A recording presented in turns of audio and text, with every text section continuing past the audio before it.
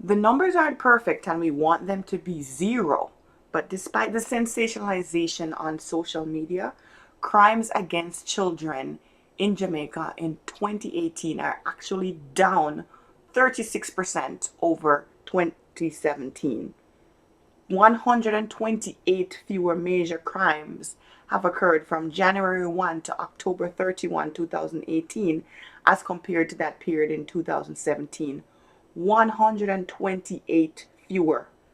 We should report on news like this. I guess it's hard to sensationalize this side of the picture, but we should report on the good and the bad when it happens. Welcome, J lovers across the world. Welcome back to the channel. Today, I wanted to share some good news with you. I was reading in the Jamaica Gleaner this article, which is entitled "Fewer Kids Murdered. Stats Show Decline in Major Crimes Against Youth. Advocate hoping for further reduction." So, if you have been listening to the news recently, you have heard a lot of instances, or quite a few instances, where there have been crimes against children, and those get a lot of attention, as they should. And I think we all agree that we would love for our country to get to a place where there's no violence against children, there's no violence incidents in which children are losing their lives. It's an unfortunate reality that we are still tackling as a country, but I think when there are improvements, we do owe it to ourselves to report on those. And so this article was an example of that. And so I'm going to start off here. It says, fewer children are being murdered, according to the latest data from the police, but children's advocate Diane Gordon Harrison believes that the 2018 figures are quite alarming nonetheless.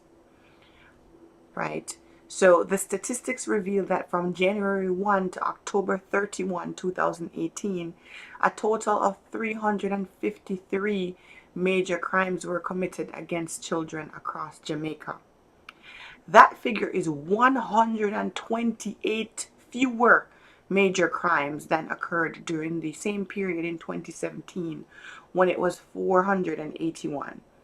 So that's a pretty significant decrease. It says here, of the 353 children who had crimes committed against them this year, 38 were murdered, 24 males and 14 females. And so that's why sometimes it's important to read the actual news and the actual statistics than react to overly inflamed articles or videos on the internet. Because I've seen videos that seem to imply that violence against females is up in Jamaica, when from this report it seems it's actually down. And in terms of the numbers, 38 murders, 24 were males and 14 were females. So majority of the children who are being murdered in Jamaica are actually male children, right? This indicates a 21% decrease in children being murdered when compared to last year, when 48 of the nation's youth were killed. Speaking to the Gleaner yesterday, Gordon Harrison said, a 27% reduction in serious crimes against children for this year is encouraging when you compare it with last year, but we still have a very alarming number of our children who continue to be exposed to harm. And I agree with that. This number should be zero. Our children should be 100% safe in our island. But, you know, the world is not utopia. Bad people exist and bad things will continue to happen. Our goal as a society is to reduce that to as low of a figure as possible. That's my commentary. That's not in the article. Continuing on with the article. Of the 38 murders committed against children this year, 20 or 53% of the cases have been cleared up. So think about that. Within the year, persons have been arrested and charged for 53% of the murders that have been committed.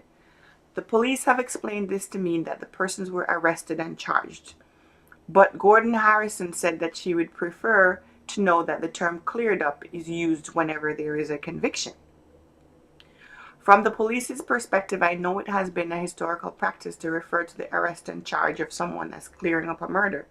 But of course, in a holistic sense, it is that if it is that the wrong person has been apprehended and charged, then it means that the crime has not really been solved. That for me highlights that a conviction is clearing up a matter because that is ultimate accountability, said the children's advocate.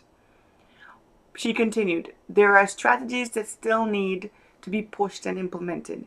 The Jamaica Constabulary Force has committed to looking at different initiatives that can impact public safety and create safe spaces for children. This has been highlighted as one of the plans that they will be focusing on to ensure that we eradicate and minimize some of these incidents that affect our children negatively. So the article ends here. So, you know, like I said, this is one of those instances where when you actually take a deeper look at the numbers and at the statistics, there are improvements that need to be hailed, and we need to publicize this, because I think when people get this sort of sense of hopelessness about the crime situation, it creates sort of less engagement from the society in terms of being a part of the solution. But when people see things are improving, they actually get more and more interested in continuing on that path, right? So we owe it to ourselves and to our society to report on good news, factual good news like this when it actually happens. Thanks for tuning into the channel. I hope you return for more content like this from J.A. Lover. And until next time, take care of yourself.